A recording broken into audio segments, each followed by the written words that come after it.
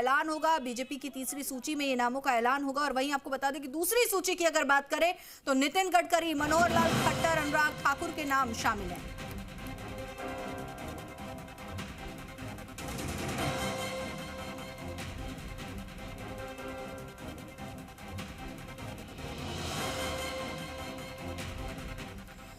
तो चलिए वहीं आपको बता दें कि बात अगर बीकानेर की करें तो आमने सामने का मुकाबला तय हो चुका है।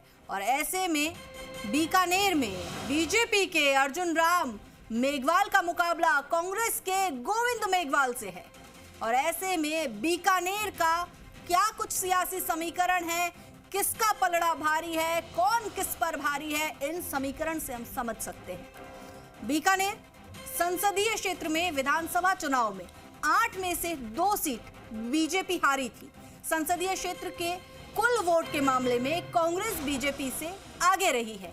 तो वहीं दूसरी तरफ दोनों पार्टियों में करीब 60,804 वोट का अंतर रहा है।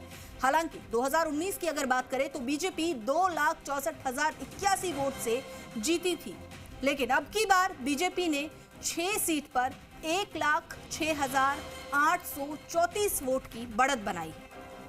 लेकिन 2 सीट पर हार से 46,030 वोट का नुकसान भी यहां पर हुआ है।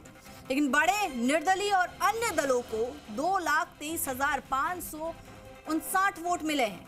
ऐसे में अब बड़ा सवाल यह है कि निर्दलीय और अन्य के वोट किधर जाएंगे।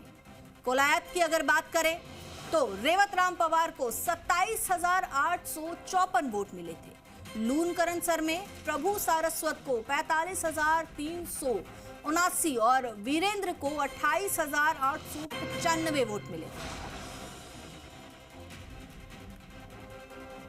और चलिए अब बात करते हैं चित्तौड़गढ़ लोकसभा सीट की, जहां बीजेपी और कांग्रेस ने अपने उम्मीदवार घोषित कर दिए हैं। इस सीट पर बीजेपी के सीपी जोशी और कांग्रेस के उदयलाल आंजना के बीच कड़ी टक्कर है। या विधानसभा चुनाव में कांग्रेस बीजेपी में 60,173 वोट का अंतर रहा है। बीजेपी को कांग्रेस के मुकाबले ज्यादा वोट मिले। हालांकि पिछले लोकसभा चुनाव की बात करें तो 5,76,247 वोट का अंतर रहा। चित्तौड़गढ़ लोकसभा क्षेत्र में विधानसभा की 8 सीटों में से 6 पर बीजेपी को बढ़त थी। बीजेपी ने सभी सीटों पर बनाई है कुल 1,32,817 वोटों की बढ़त, जबकि 72,644 वोट से पार्टी पिछड़ी है। लेकिन निर्दलीय, बागी और अन्य को भी वोट मिले हैं। वोट का आंकड़ा 2,95,490 का है।